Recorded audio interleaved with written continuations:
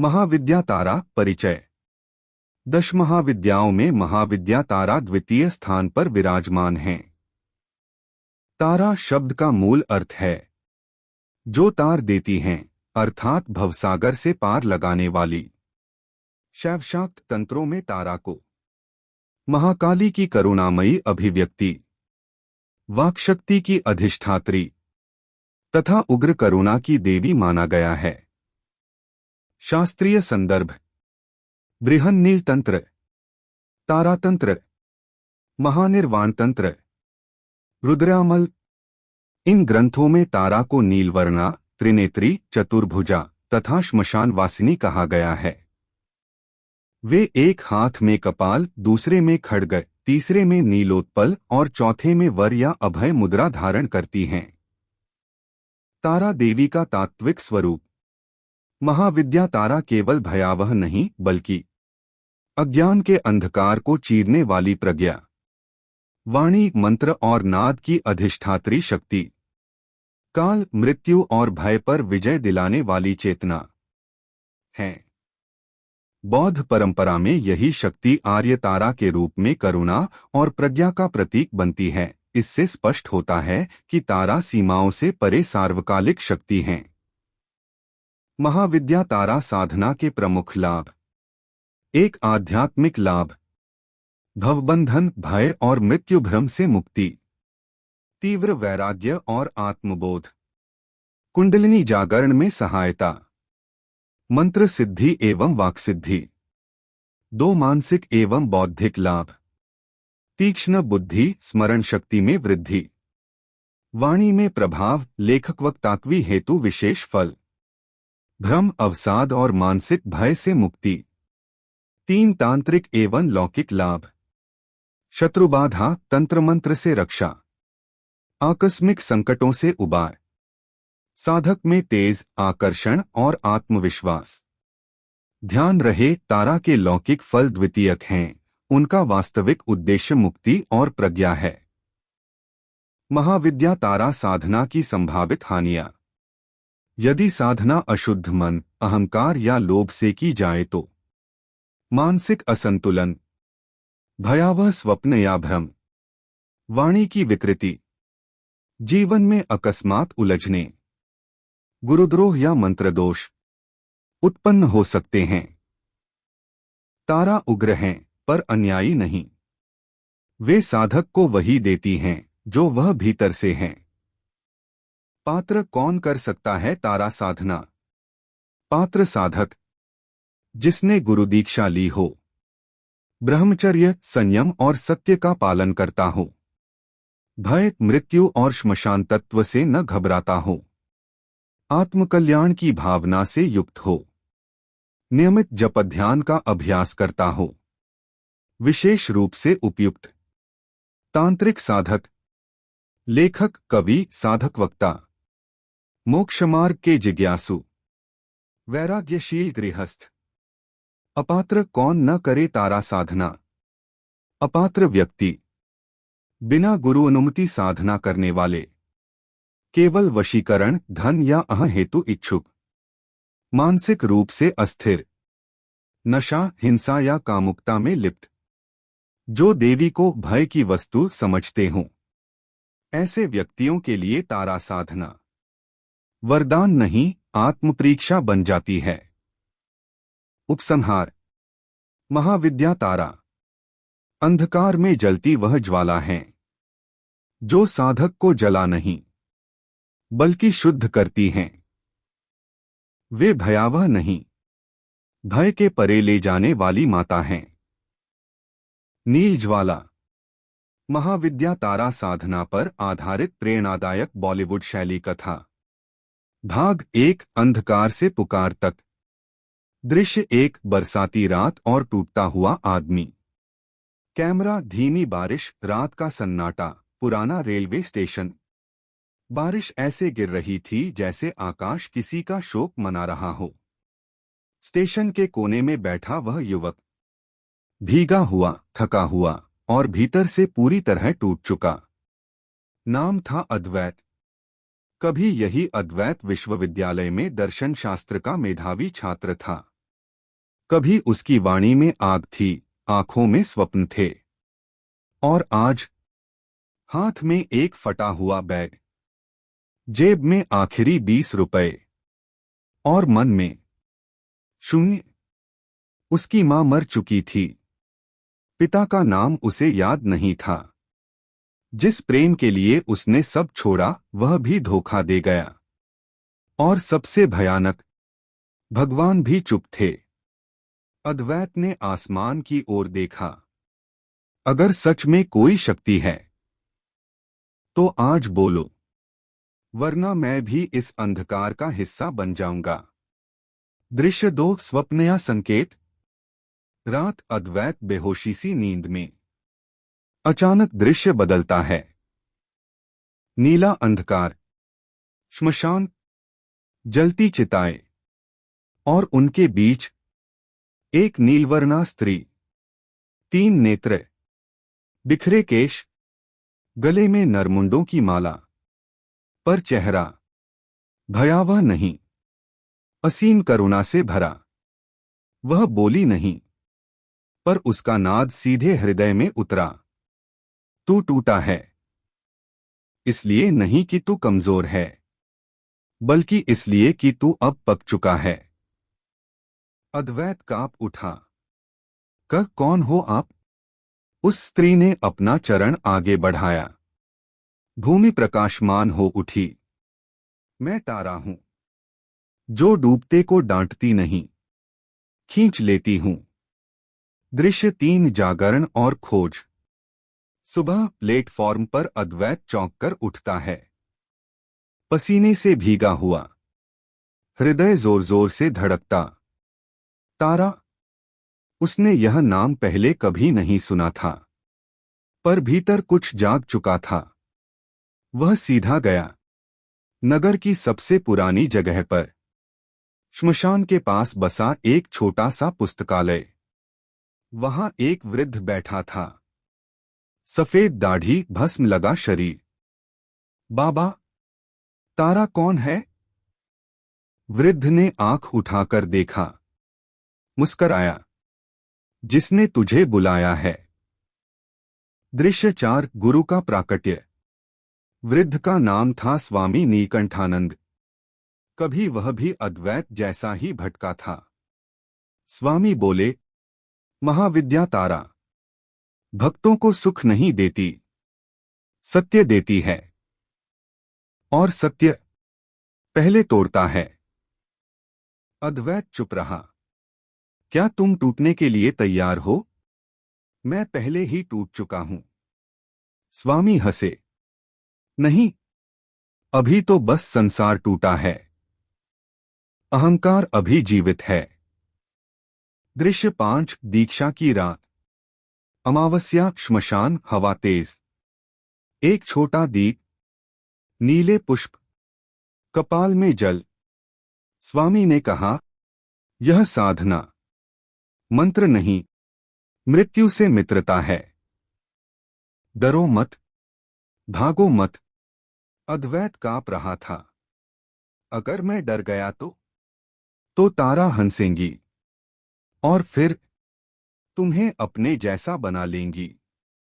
दृश्य 6, पहला जप। रात भर जप, मंत्र शब्दों में नहीं, नाद में बदल गया। अद्वैत को लगा, कोई भीतर से सब कुछ खींच रहा है। यादें, पीड़ा, इच्छाएं। वह रो पड़ा। मां, बस करो। उत्तर आया, अब शुरू हुआ है। दृश्य 7, परीक्षा। तीसरी रात, भयानक स्वप्न। मां की लाश, प्रेमिका का उपहास, और अंत में स्वयं अद्वैत, श्मशान में जलती चिता पर। वह चिल्लाया, मैं नहीं कर पाऊंगा। उसी क्षण वही नीलवर्णा आकृति, जो मरने से डरता है, वह जी नहीं सकता। भाग 1 का समापन दृश्य। सुबह, अद्वैत जीवित था, पर वही नहीं था। आंखों में भय नहीं, गंभीर शांति। स्वामी बोले, आज से तारा तुम्हारी नहीं, तुम तारा के हो। कैमरा ऊपर उठता है। नीला आकाश और पृष्ठभूमि में धीमा नाद। ओम हरि स्त्री हूं फट। भाग 2 पतन परीक्षा और उग्र साक्षात्कार। दृश्य 1 साधना के दिन साधक का अकेलापन। कैमरा दिन से रात, रात से दिन, तेज कट्स। 6 महीने बीत चुके थे। अद्वैत अब शहर में नहीं रहता था। श्मशान के पीछे साल के पेड़ों के बीच बनी एक कुटिया, वही उसका संसार था। न कोई मोबाइल, न कोई समाचार, न कोई नाम, सिर्फ मंत्र, अग्नि और भीतर उठती अजीब सी ज्वाला। गांव वाले कहते, यह पागल हो गया है। कुछ कहते, इस पर भूत चढ़ गया है। और कुछ डर के मारे रास्ता बदल लेते। पर अद्वैत जानता था, यह पागलपन नहीं, छिलना है। दृश्य 2 वाणी का जागरण। एक दिन जप के बीच उसकी जीभ अपने आप हिलने लगी। मंत्र वह नहीं जप रहा था, मंत्र उसे जप रहा था। अचानक उसकी आवाज बदल गई, गहरी, कंपन से भरी। उसी क्षण कुटिया के बाहर बैठा एक व्यक्ति बेहोश होकर गिर पड़ा। स्वामी नीलकंठानंद ने दूर से यह देखा। उन्होंने आंखें मूंद लीं। वाक जाग चुकी है। अब खतरा भी शुरू हुआ। दृश्य 3 अहंकार का पहला बीज।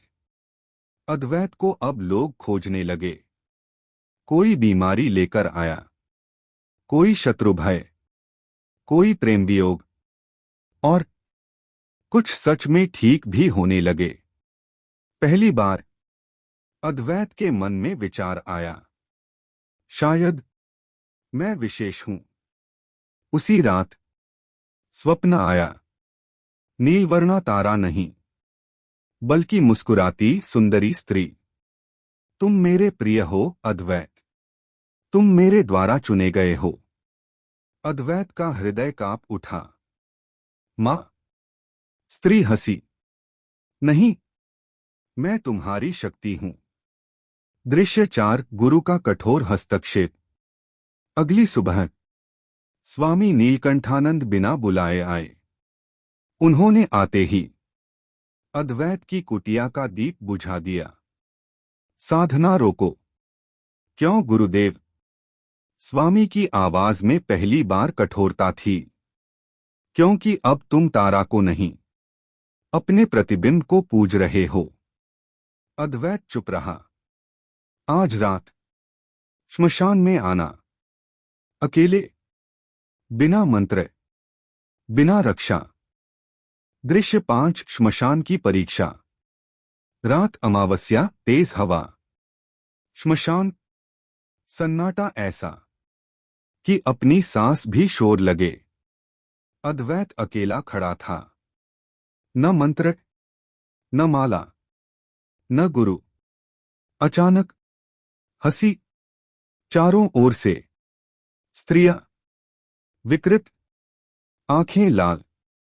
तू तारा का भक्त नहीं, तू शक्ति का चोर है। अद्वैत कांप उठा। उसने भागना चाहा। तभी धरती कांपी, आकाश नीला हो गया। दृश्य 6 उग्र तारा का प्राकट्य। वह आई। इस बार कोई करुणा नहीं, कोई मुस्कान नहीं। दांत खुले, केश उड़ते, तीसरी आंख ज्वालामय। क्यों बुलाया मुझे साधक? अद्वैत घुटनों पर गिर पड़ा। मां, मुझसे भूल हो गई। तारा की आवाज गरजी। भूल नहीं, अहंकार। उन्होंने खड्ग उठाया। जो मेरा नाम लेकर स्वयं को बड़ा समझे, वह पहले कटेगा। खड्ग नीचे आया। अद्वैत ने आंखें बंद कर लीं। दृश्य 7 मृत्यु का अनुभव।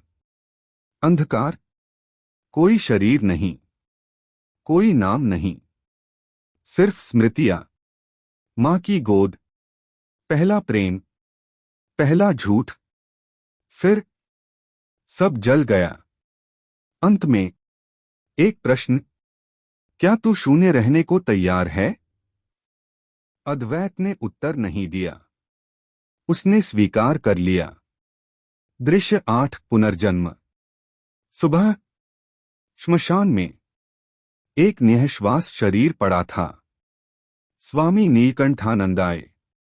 उन्होंने देखा अद्वैत जीवित था, पर उसकी आंखों में अब कोई चाह नहीं थी। तू मर गया।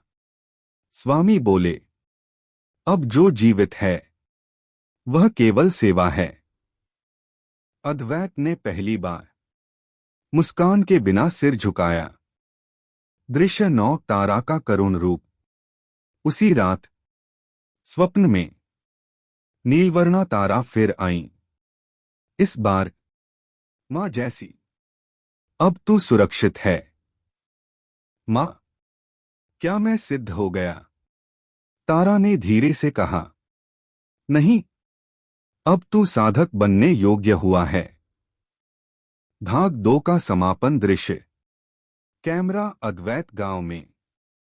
वह अब किसी को चमत्कार नहीं देता, न भविष्य बताता है।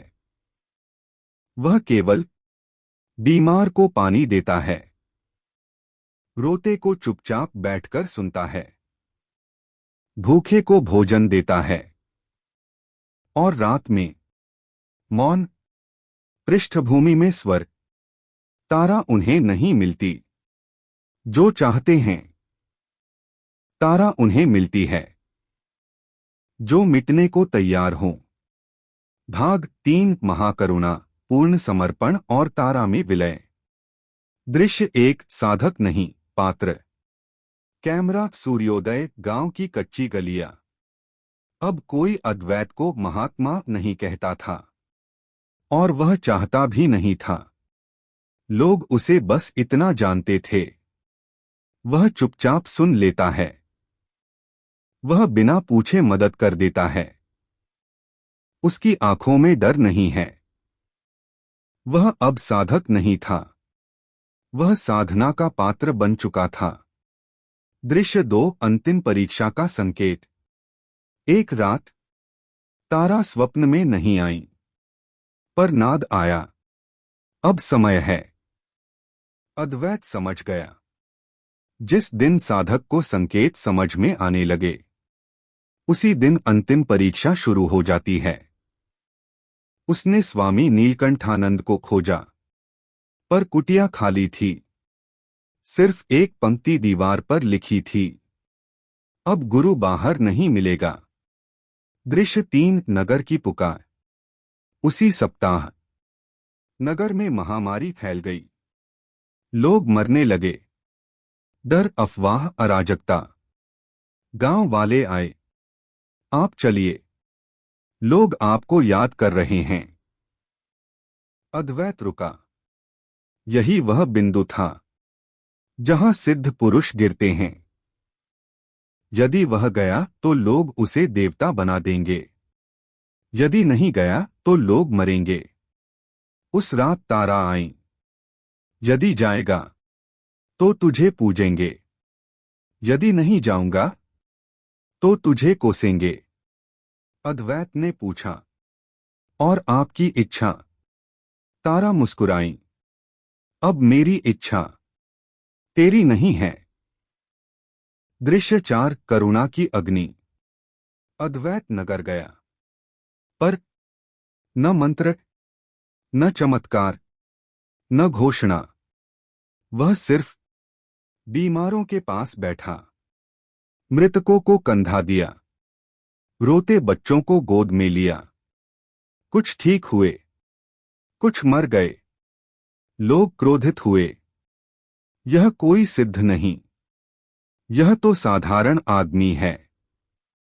पत्थर चले, गालियां पड़ी। अद्वैत चुप रहा। उस रात उसके भीतर कुछ टूटकर खुल गया। दृश्य 5 पूर्ण शून्यता। श्मशान, वही स्थान जहां सब शुरू हुआ था। अद्वैत अकेला बैठा।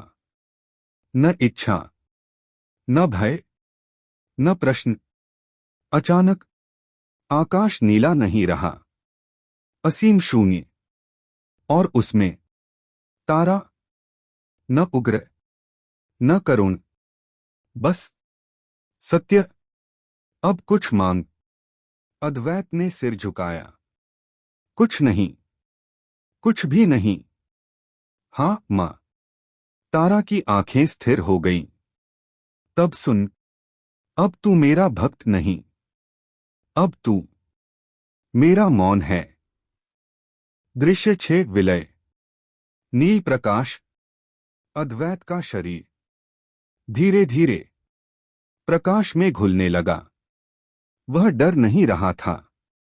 उसने अंतिम बार पूछा, मां, क्या मैं फिर जन्म लूंगा? तारा ने उत्तर दिया, जब तक कोई सच में पुकारेगा, तब तक तू आएगा। दृश्य 7 उपसंहार। कई वर्ष बाद श्मशान के पास एक छोटा दीप आज भी जलता है। कोई नहीं जानता किसने जलाया, पर कहते हैं, जो टूट चुका हो, जो सब हार चुका हो, यदि वह वहां मौन बैठ जाए, तो भीतर से एक स्वर उठता है, डर मत, तारा है। अंतिम पंक्तियां पृष्ठभूमि स्वर। महाविद्या तारा इच्छाएं नहीं पूरी करती, वे इच्छाओं को जला देती हैं। और जो बचता है, वही सच्चा भक्त है। समाप्त। महाविद्या तारा संपूर्ण साधना विधि मूल मंत्र सहित एक महाविद्या तारा का तात्विक स्वरूप संक्षेप। तारा मृत्यु भय का नाश करने वाली, वाक्शक्ति और नाद की अधिष्ठात्री, भवसागर से तारने वाली महाविद्या। तंत्रों में कहा गया है, तारयति इति तारा, जो साधक को अज्ञान, भय और बंधन से पार लगाती हैं, वही तारा हैं। दो साधना का उपयुक्त समय काल। महाविद्या तारा की साधना के लिए श्रेष्ठ काल अमावस्या, विशेषतः श्मशान समीप या एकांत में। गुप्त नवरात्रि, मंगलवार या शनिवार की मध्यरात्रि। निशीत काल रात 12 से 3। 3 साधक की पात्रता संक्षेप। गुरुदीक्षित, मानसिक रूप से स्थिर, ब्रह्मचर्य व संयमशील, भय, मृत्यु व एकांत से न घबराने वाला, मोक्ष या आत्मशुद्धि की भावना वाला, केवल वशीकरण, धन, अह या चमत्कार चाहने वाले अपात्र माने गए हैं। 4 साधना स्थल देश। एकांत कक्ष, श्मशान के समीप कुटिया, उच्च साधना, या घर में उत्तर या पूर्वमुख शुद्ध स्थान। भूमि पर काला या नीला आसन श्रेष्ठ माना गया है। आवश्यक सामग्री, काला या नीला वस्त्र, ताम्र या मिट्टी का दीप, तिल या सरसों का तेल, नीले पुष्प, नीलोत्पल, अपराजिता, कपाल या पात्र, प्रतीकात्मक भी चलेगा, रुद्राक्ष या हड्डी की माला, 108, धूप, नैवेद्य, सादा फल या खीर। 6 महाविद्या तारा का ध्यान ध्याना। जप से पूर्व ध्यान अनिवार्य है। ध्यानम नीलवर्णा त्रिनयना, खड्गपाल धारिणी, श्मशानस्था महाघोरा, तारा तारे में सदा। अर्थ, श्मशान में स्थित नीलवर्णा, त्रिनेत्री, खड्ग व कपाल धारिणी महाविद्या तारा मेरा उद्धार करें। 7 संकल्प विधि। दाएं हाथ में जल, अक्षत और पुष्प लेकर ओम विष्णुर्विष्णुर्विष्णुः मम, अपना नाम अमुक गोत्रोत्पन्न, आत्मशुद्धि, भयनाश, तारा कृपा प्राप्त्यर्थं महाविद्या तारा साधना करिष्ये। जल छोड़े। 8 महाविद्या तारा का मूल मंत्र। तारा बीज मूल मंत्र। ओम ह्री स्त्री हूं फट। यह मंत्र ह्री शक्ति व करुणा, स्त्री तारा बीज, हूं संरक्षण व उग्रता, फट बाधानाश। 9 जप विधान। जप संख्या 108 या 1008 प्रतिदिन। अवधि 21, 40 या 108 दिन। समय मध्यरात्रि सर्वोत्तम। स्वर मंद गंभीर निरंतर। जप के समय आंखें अर्धमुद्रित। ध्यान नाभि या हृदय पर। श्वास प्रश्वास मंत्र के साथ। हवन यदि गुरु अनुमति हो। जप सिद्धि के पश्चात तिल, घृत व नीले पुष्प से मंत्र के साथ 108 आहुतियां। ओम ह्री स्त्री हूं फट स्वाहा। निषेध और सावधानियां। नशा, मांस, कामुकता, क्रोध व अहं। मंत्र का सार्वजनिक प्रदर्शन। बिना गुरु संरक्षण उग्र प्रयोग। तारा साधना। बाहर नहीं, अंदर की दुनिया बदलती है। उपसंहार। महाविद्या तारा सिद्धि देने वाली देवी नहीं, साधक को स्वयं से पार ले जाने वाली चेतना है। जो मांगता है वह टूटता है, जो समर्पित होता है वह तर जाता है।